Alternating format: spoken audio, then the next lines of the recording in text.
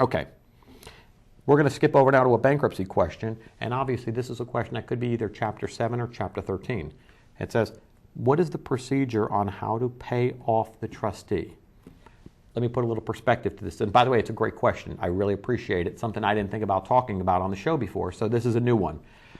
How do I pay off the trustee? Well, in a Chapter 7, let's say you have assets, some of which are protected, and then you go above your cap a little bit and you owe the trustee about $2,000 to keep all your stuff.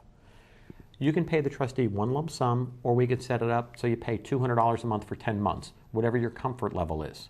That's entirely up to you. Some people say, hey, I'll just go borrow the money from my brother and pay off the trustee. And that's fine.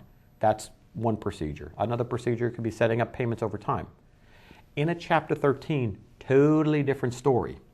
Chapter 13, if you've listened to the show, you know that you're paying back either a liquidation amount, meaning the non-exempt assets, just like we talked about in the 7, or your payment is based upon disposable monthly income, meaning how much money you have left over in your budget. Now, if you want to pay back that $2,000 right away, the Chapter 13 trustee has to know. I don't mean wants to know, should know, has to know where that money's coming from. Because where'd this magically $2,000 come from? If it was in your estate, if it was, if you borrowed from your 401k, no problem. There's documentation, we show them. If you borrowed from your IRA, no problem. It's totally there. If you borrowed money from your brother, fine. But if we're paying that money back, we want to make sure that we're doing it in a way to get you your discharge. Sometimes it's beneficial for you to pay back the Chapter 13 early and get your discharge, and sometimes it's not. What I would advise you to do is if you're thinking about paying off early, I want you to call your attorney and have a discussion with them.